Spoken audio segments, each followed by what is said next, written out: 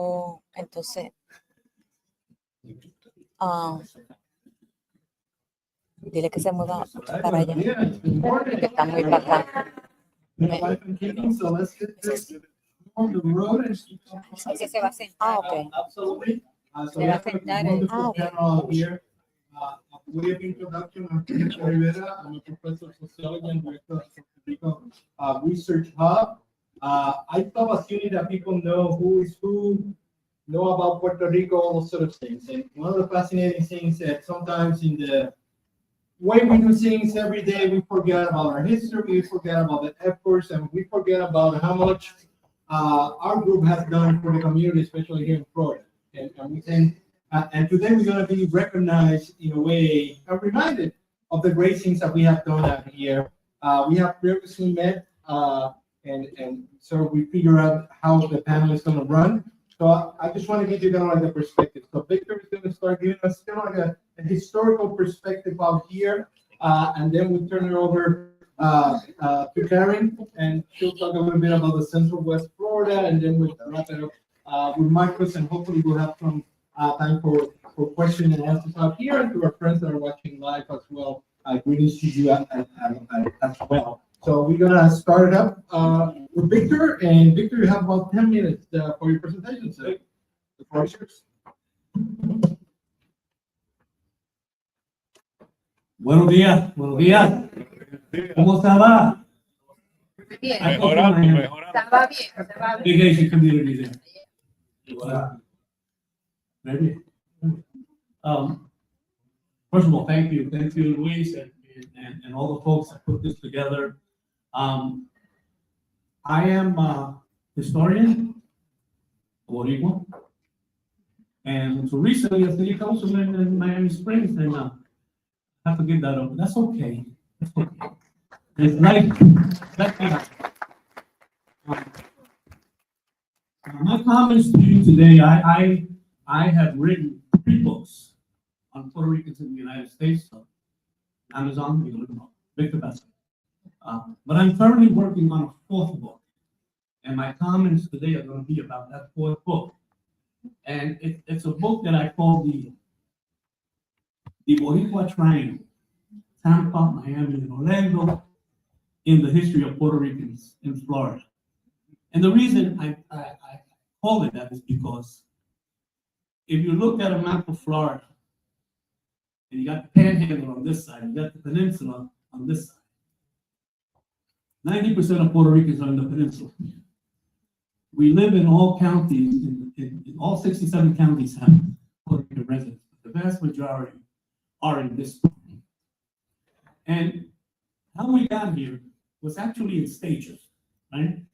So, first Puerto Ricans that arrived in Florida was not Ponce de Leon. First, it wasn't Puerto Rican. Actually, the first Puerto Ricans that arrived in Florida were at the latter part of the 19th and early 20th century. And they went to Ybor City in Tampa, where the cigar making industry was centered at that time. And that was the first flow. Now, they were smaller in numbers than the Cubans, the Spaniards, and the Italians who were in Ybor City, but they set roots in Tampa. And for the first couple of decades in the 20th century, that was the place where Puerto Ricans were moving to. By the 1920s, Miami becomes a real estate boom, and along with it came a tourism boom. Aviation, very important in Miami. That's where one trip founded Pan American Airways. And by 1929, Pan American was flying directly to San Juan. Let me say that again. 1929, air travel from Puerto Rico to Miami took place. Not to New York, that came later in the 40s.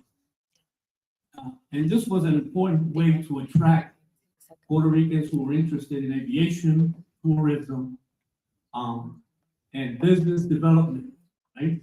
You had a large number of families, like the Perez family, may sound familiar to you, the family in Puerto Rico, became investors in Miami. And so there was a shift in migration. Puerto Ricans kept going to Tampa, but they started going to Miami. And Miami, for the next 30, 40 years, became the big attraction, right? In World War II, Tampa, Orlando, and Miami were hubs of military bases. Most of you know that. Where the airport is, was an Army airport. That attracted Puerto Ricans, who then, some of them either came back to Orlando, to Miami, or to Tampa, or stayed here when the war ended. The big push of Puerto Ricans then in the 20th century, as many of you know, was at the end of World War II. That's when New York became the biggest hub, but Puerto Ricans also moved to Florida and New Jersey, Chicago, and other places, grew that large number of Puerto Ricans. Now, by the 1960s, another third shift begins to take place, right? Disney, right? Big time, Disney. And all the allegorical, right, ramifications of businesses, and the aerospace industry that was mentioned also begins to take off, begins to go to Miami West to recruit people and bring Puerto Ricans here in the 60s, 70s. So Puerto Ricans kept going to Tampa, to Miami, but then Orlando became the large draw. I remember the early 70s. I grew up in New York and we had a home in Jamaica, Queens. And this is right before I joined the Air Force. I come home and my parents have all these brochures on the coffee table. And there's a vendor selling my parents land in Florida. My father and my mother were interested in Florida at the time because my sister, who was married to a Cuban, was moving to Miami. And so my parents bought a plot of land in a place called Montura Ranch. Now, they were thinking about going to Miami. Montura Ranch is like the southern tip of the Okeechobee Lake in Palm Beach County. My parents had no idea. But I remember the commercial. Come on down. Guy named didn't do that. They was come on down, Orange, right? All of these attractions. They were selling land in Puerto Rico too, right? So that became another attraction. So in that 60, 70-year period, this vast number of Puerto Ricans moved to Florida, as the Congressman pointed out, 1.2 million, the largest concentration of Puerto Ricans in the United States, right? And with all of the complexity that involved moving here.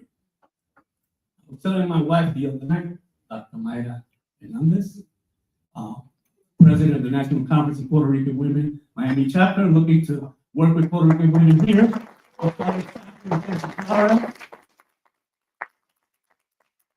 They didn't pay me to do that, I just love it. About the challenges, people think that, from a historical perspective, people think that Puerto Ricans were forced to leave the island. That is not true. Forced is the Trail of Tears of Indians, Cherokees that were forced out at the point of a gun.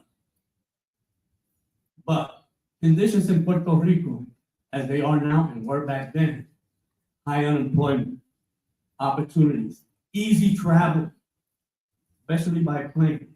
Those are the conditions that brought my father, when he got out of the Army in 1946 and went back to Guayama, Puerto Rico, with no jobs. So he made his way back to New York. He made his way to New York. But as Puerto Rico is concentrating, this is just a little reality check. People used to call us a problem in New York. Too many Puerto Ricans. Puerto Rican problem. All of a sudden, too many Puerto Ricans. Too many Puerto Ricans in New Jersey, in Philadelphia. So I found this article in the Philadelphia, Miami Herald, 1954. Puerto Rican problem in Miami. One of the guys was complaining that the problem with Puerto Rican, the The problem with Puerto Ricans was 1954 did not respect racial segregation. What was the problem? Well, they would go hang out in the black community. Then they would go hang out in the white community. Then they would come back and hang out in the black, and that was the problem. Right? And so it's interesting to note. That's right. That was true. That history repeats itself in certain degrees, but what I want you to remember is, first of all, the pride that we have. Central Florida, South Florida, Central West Florida, in San Boricua, and all the commonalities that we share. And I want to plug in people of Central Florida because I have a lot of respect for the political changes that you guys have occasioned here. The fact that you have a congressman, right? And at all different levels, you've been able to elect more people. We're still working on that in South Florida and Central West Florida. Tommy, who's an elected official here, will tell you in just a moment. But I leave you with this. It's a positive story. And it's a powerful story. Puerto Rico is going to be pulled up, not by its bootstraps, but by the Puerto Ricans in the United States. We are the ones to force that change and that respect that Washington has to show for us. And I was amazed during post Maria how you all mobilized in Central Florida, in South Florida, in Central West Florida. I'm talking about millions of dollars. So we have the power. We have the power. We just have to be organized enough to use it properly. Thank you very much.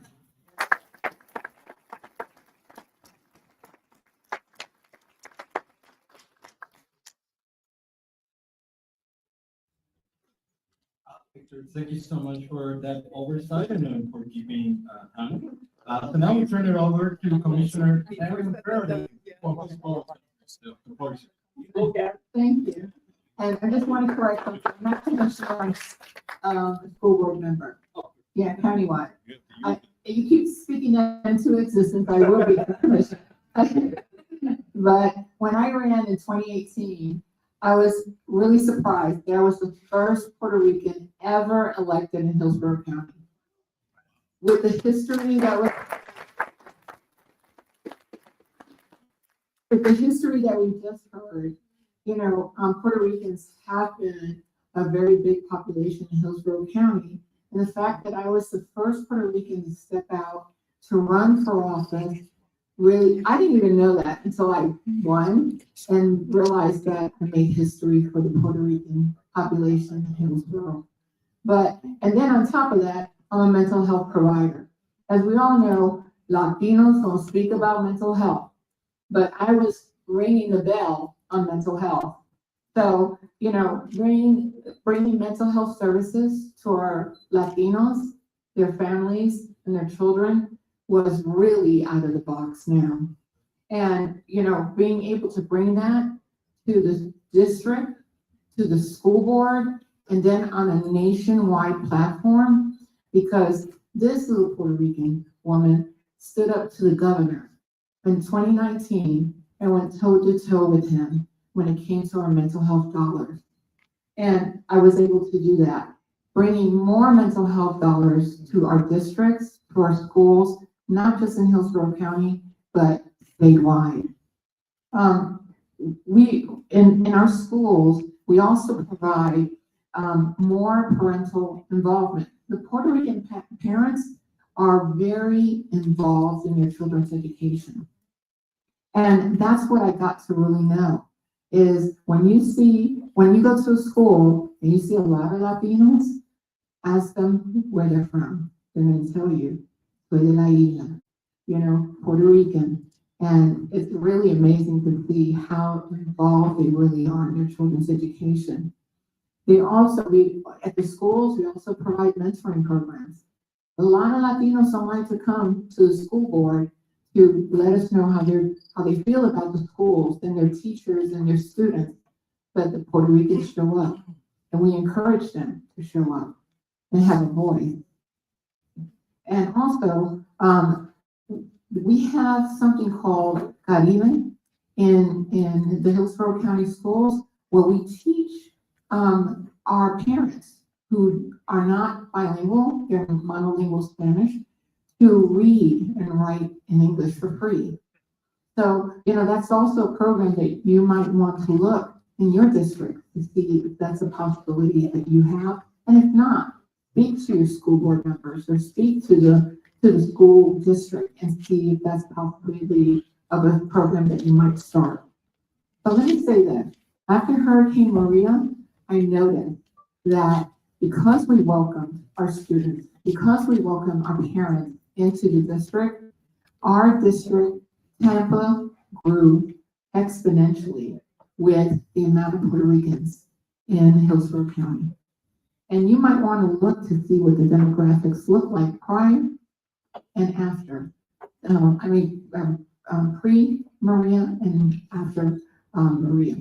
Because welcoming the Puerto Ricans into Hillsborough County really made a big difference. And that probably helped me win in Hillsborough County. But overall, understanding that the concerted effort to ensure that our families felt welcome, that they were wanted, and that we wanted them to come back and forth from Puerto Rico, to the mainland and welcome that flight back and forth. And let me say this, when they come back, they bring tío y abuela, and they bring everybody, to come here, and they're very excited. I'm in the midst of graduations right now. As a matter of fact, I'm going to be leaving here to go to 3 more graduations today, but everybody shows up. The minute one of those children walk across that stage, they're yelling and screaming and supporting your student. So, they show up.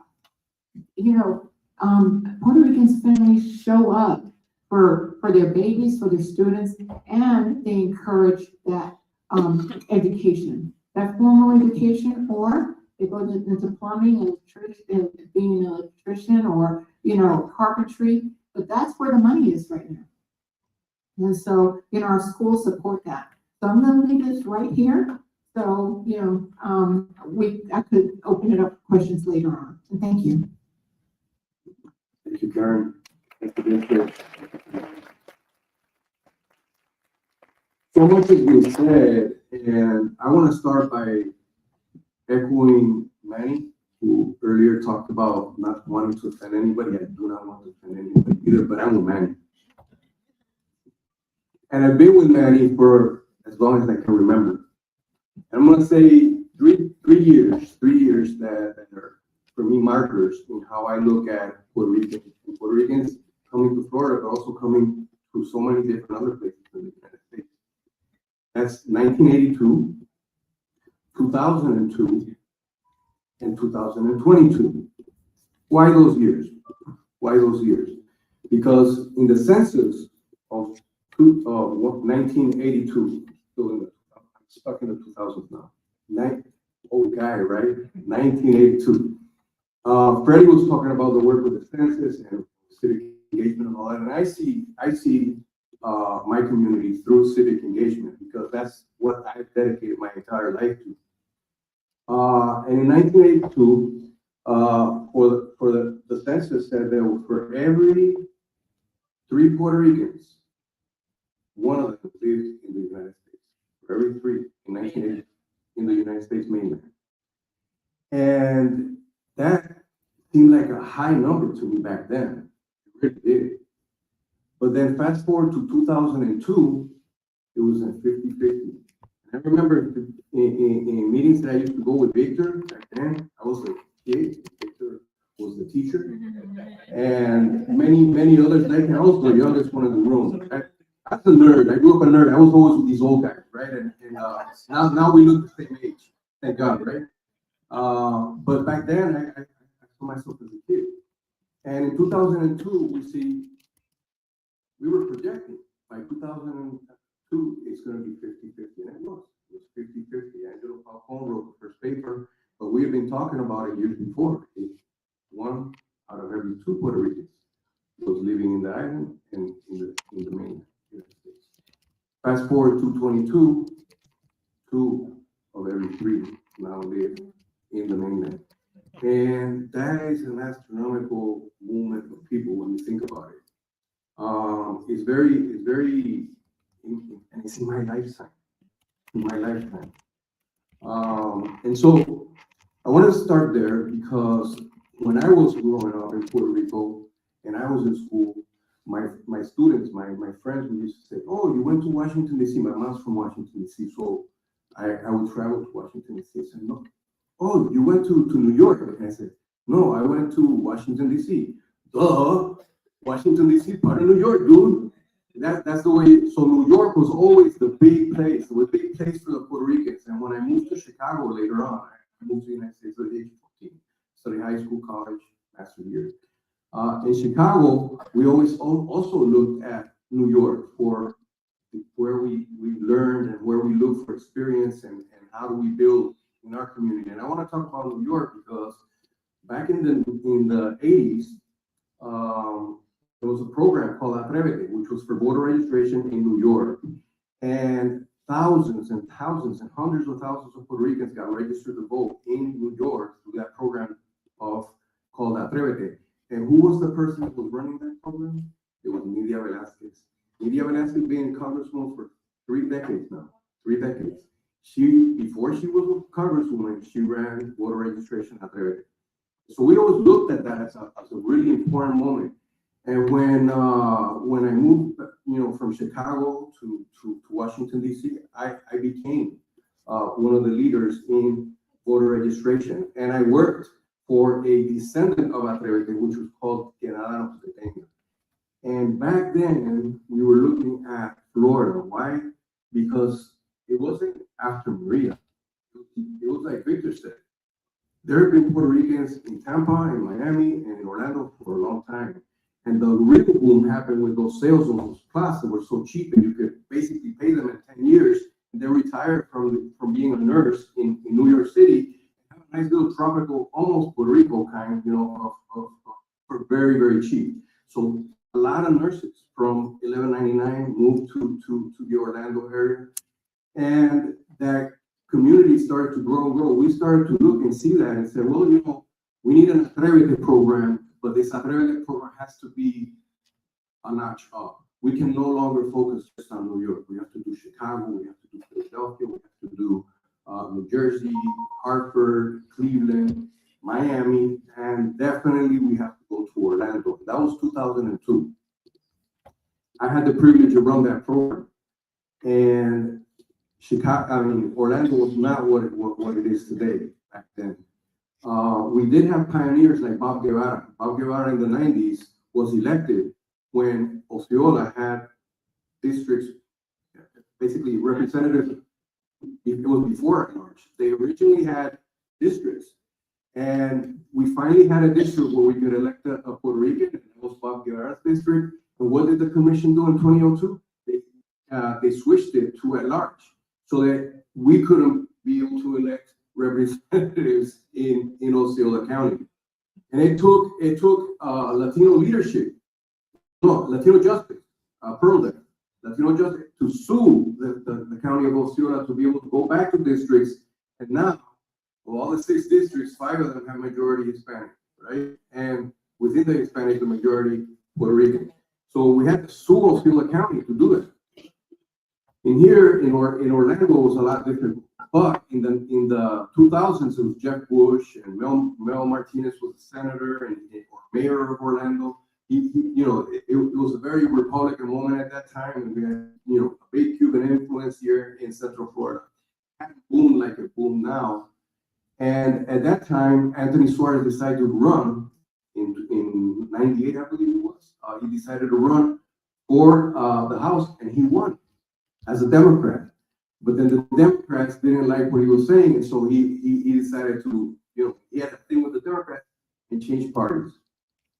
A few years after that, the redistricting again, 2002, they created a map where Hispanic could get elected with a majority of space in Osceola County and in some of the southern parts, and street reaching into those heavily dense areas of the Cimarron corridor, right? And that district later, Darren Soto was elected to that district, but before Darren Soto, in 2002, it was John Quiñones, Republican. And so forth and so on. We had Mildred Zapata became a commissioner of the Mildred Fernandez. Mildred Zapata was the founder of the Puerto Rican parade here in Orlando, and Mildred Zapata had a very, very successful, huge Puerto Rican parade. And there are ups and downs in the process here. A lot of it has to do with funding and with moments where people become civic. What happened in the 90s that really led to this very Puerto Rican surge in the early century was the Orlando Sentinel wrote some articles where they talked about the Puerto Ricans bringing heroin into Central Florida. And it was like a whole week of bashing the Puerto Ricans and saying the problem of the Puerto Ricans with bringing heroin into Central Florida. Disney. They were bringing heroin to Disney. Oh my goodness. And it wasn't even, obviously there was some element of that. There's element of that in every community, but they focused on the Puerto Ricans. And that stirred the Puerto Ricans off. And Casa de Puerto Rico was formed. Asociación Boniteña was formed. There was a lot of civic movement during that time. Parapa opened an office in Orlando, and that became a center of Puerto Rican activity, and people became very involved around that. And they supported, they directly supported through the voter registration the possibilities of John Quiñones becoming the second state representative. Later on, obviously, we had Darren Soto, Victor Torres, many others. That become the pipeline for leadership for so many leaders is that district that originally was drawn in the 2020s. So I know I've talked a lot, but I just wanted to say a little bit about that and say that, I think COVID, and I'll end with this, COVID did a really tough job on everybody, right, on the entire globe. I think people don't realize that we're still really living in a human crush that happened because of COVID. And unfortunately, we had another thing that happened here. I think another one of the big booms was 2016. There was a lot of money that came in to help, the Puerto Rican community come out and vote. That was when Darren Soto was elected to Congress. And since then, the number went from about 5 elected officials in 2016 that were then to now more than 30 Puerto Rican elected officials in this region. And I will claim a little bit of that success because Alianza came about, the beginnings of Alianza was in 2016, but really our foundation in 2018 was dedicated to really bring and empower and elect Latinos and Puerto Ricans and people of all, really we support everybody. We don't just support Puerto Ricans, but we support people who support the Puerto Rican community. And we work in districts where you have 15 or more % Puerto Rican population. And I know that much of the money that we brought in to do this work resulted directly in the election of many of those 30 people who got elected. So I am very proud of that. I'm very proud to have been part of this history. This story that I just told you is not out of a book. This has been something that I have followed throughout my life. Just by chance, my career brought me across these experiences. I want to say hello to Peter and Gary, who are over here, all the other friends that I have in the book. But I'll end by saying this is just the beginning. We've elected people to office. Now many of them were rookies for a long time. Now we have many who have a lot of experience, and that experience is being spread and handed around in a very important way. That is those staffers, those young people. And Carla Rivera, who's here, was a staffer for Representative Ng. She's now our legislative director at Alianza and part of our senior leadership team. And she's halfway through her 20s. And so Carla, please stand up and let everybody see you for maybe the youngest person in the room. And this is what we're about. We have to take this to the next generation, make sure that we build all of these young people. Before, when I the story when I began, I was always the youngest guy in the room till I was around 50. Now I'm the oldest, but proud to be the oldest man in the room, and I'm only 60. So in 10 years, we fill the room with young people, and that's very, very important. So I'll end there.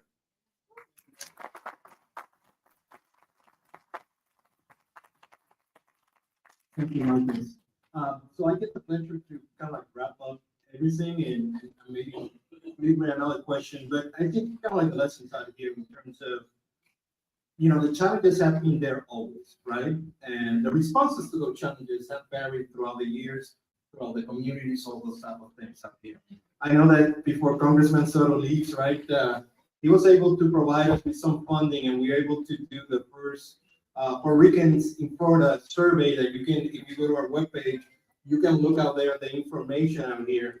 And we had the opportunity, based on that funding, to go to the Hill and present those results. Well, not only to the Hill, we just came back from Puerto Rico and we presented at the different universities out here, at the public system out there, creating that bridge. And I know we have people from the legislature in Puerto Rico that are more than happy to go down. We get very well along with the legislature, but I'm happy to present those results out there. So we know what's going on out there. We need to open that dialogue in terms of that. And as Victor mentioned, right, it's not only Central Florida. We have people all over the counties here in Florida. And so we need to start communicating a little bit better, creating that bridge, those type of things.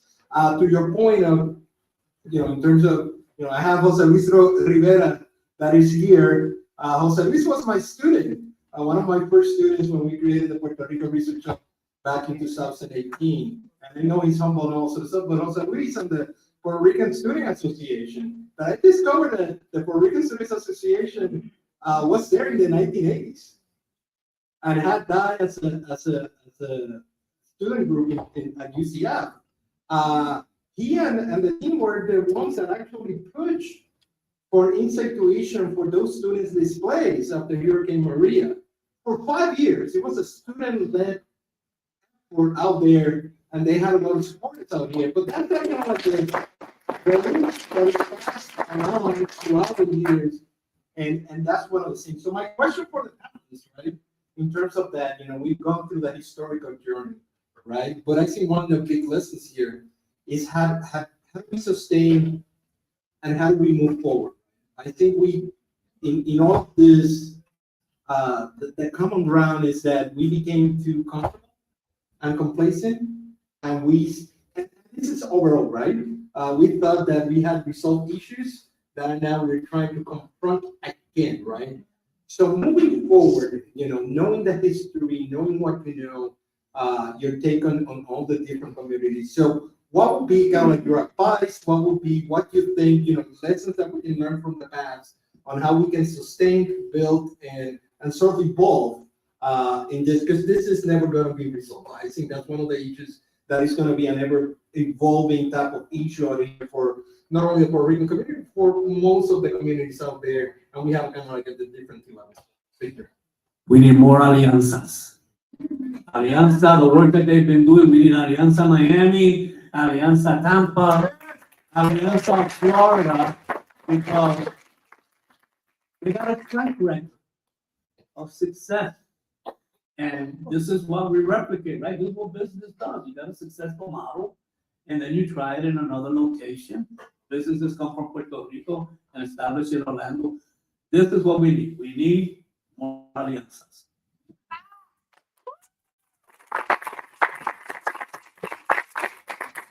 I'm going to speak from an education place.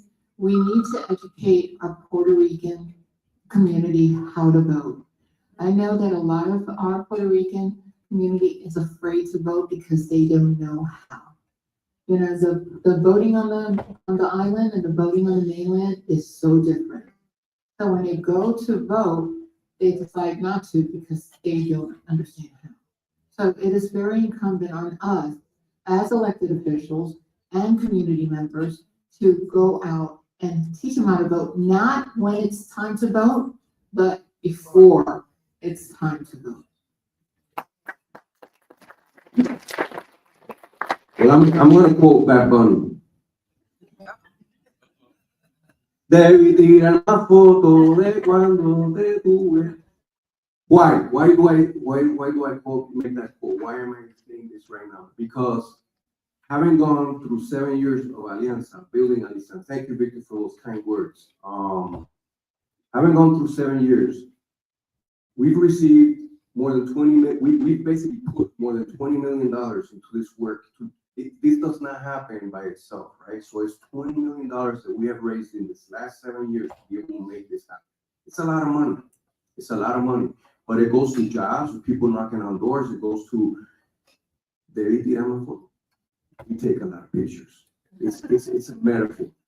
What did we not do in those 7 years that I regret? And the number one thing that I look at is, donors give us money, but they also put a lot of pressure on us. They say, oh, you got to use it for this, or you got to use it for that. And we've been pretty good at being very flexible with that because it's not all politics. It's not all politics. Our people are in churches, our people are in schools, our people are everywhere, businesses. We have to work with the chambers of commerce. We have to make sure that everything that we do, what we build our politics around is solid. And you can only do that around economics. And a big part of economics is real estate. So debí tirar más foto, it's not debí tirar más foto, debí haber comprado más building. Seriously, we don't have a building of our own. And to me, looking back and saying we put $20 million into this community, or these communities, because we put money into Victor's race and working in, throughout the state, but we haven't. It's almost hard to find a Puerto Rican elected officials that we have not helped get elected. And there's many also like Valdemir, who we've also helped. And there's also white candidates that we've helped. We've helped a lot of good people get elected. But it's sad to me that we don't have a home. And so I'm gonna just end there and let you know that Alianza is going to start a capital fund campaign because we need a building, we need a home, we need a headquarters. And I hope that everybody, whether you're an elected official or just a businessman or a person that can help in any way, that you contribute to this capital fund because we need a house. We used to have Acacia. We used to have a Centro Puerto Riqueño that was a very important organization here that fell through bad times. And that was Asociación Borinqueña. They had their place, had a magnificent, beautiful place. We don't have that anymore, and we would love to have that.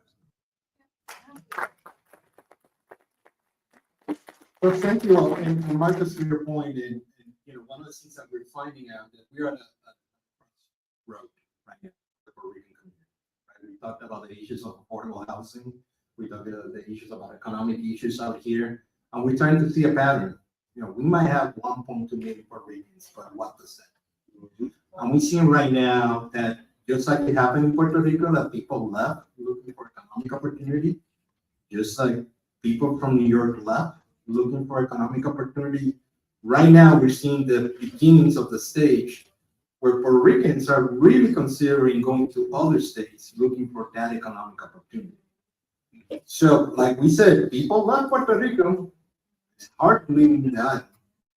People left New York with all the institutions that were built and the political advantages, all those type of things. It happened in Chicago as well. It's happening in Pennsylvania. So now Florida is up to bat. So now it's for you, the people in the audience, the ones watching us online, what are we going to do that history doesn't repeat itself? And I think that to that point, I'll bring it up to the panelists to see what are some other things, not only building a house, doing the education, doing the alianzas, what else can we do? Because we're seeing that in our data. We're seeing that that's starting to happen out here in terms of that. And then, maybe we'll have this summit in North Carolina or in Georgia, because those are the places that a lot of our people are moving because they will follow economic opportunities. And we need to be aware of that. And I think right now, it's a cautionary tale. If we don't do something, it's going to evolve like it has in the past, right? So this is where history tells us some of the lessons for the future. So the panelists. One thing that I've noticed in Miami, I've been living in Miami 20 years now, my wife and I and our children, is something that's very key in any business, succession planning. What happens? Something happens to this man right here. You know, how do we build the team? How do we continue building the bench with that wonderful young lady that's sitting back there, that she becomes tenfold, right? And that would be one thing that I think is very important to continue to do. And empower our students, because they're going to college, and some of them are not going to college here in Florida. They are picking and selecting universities out of the state, and they might even make those states their homes. So, you know, finding out from the students what they're looking for. And, you know, to your point, their parents might follow them. So, you know, surveying those families to find out their needs, their wants, and how we could fulfill it. So this is a great question, and I think that for us, regardless whether we live in Puerto Rico, in Chicago, New York, or here in Orlando, we have to ask ourselves the question. And the one thing that we haven't done, and it's hard when you're moving from one place to another, generation after generation, we are sort of like a nomadic people. And it's a sad story when you think about it, because we haven't resolved the problem in Puerto Rico. And people think that the problem of Puerto Rico is a political problem. And I think that we, the Puerto Ricans, make it a political problem. Our priority has been whether you prefer independence, whether you prefer statehood, or you prefer leave it alone. Let's just chill and let it go where it goes, you know. I think that those alternatives and us being so fixated on those three alternatives has hurt us and has distracted us from the real problem in Puerto Rico. And the real problem in Puerto Rico is building the Puerto Rican economy. Yeah. Building the Puerto Rican economy. Chicago has built a microcosm of Puerto Rican economy in their neighborhood. Boston has done it in some places in New York. And in those places, the Puerto Rican communities have prospered. We look at our community here, we need to build that economic base in here. And that is not a Democratic problem, and that's not a Republican problem. That's not a green problem of independence or statehood. Or if you solve the economic problems and you build, and we dedicate ourselves to build an economy, we will have strong Puerto Ricans to do whatever it is that we want to do. And we'll be able to make those choices with strength, not make them with weakness. The problem is, and we've been for a century, for more than a century, trying to solve problems from a position of weakness.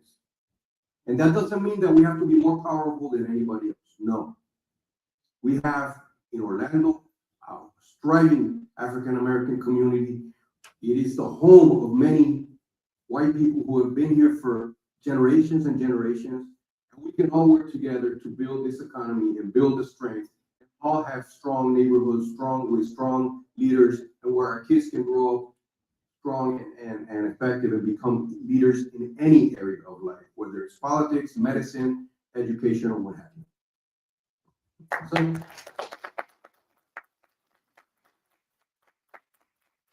thank you so much. I think it's always up to us, the responsibility of also finding those models that are.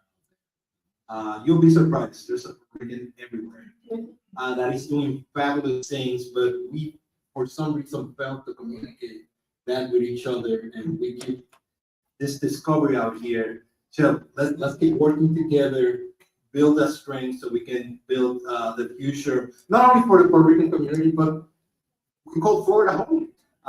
So basically, build those ties as well for all of us to make this a place that everybody can thrive and be successful out here. So a big round of applause to our panelists today.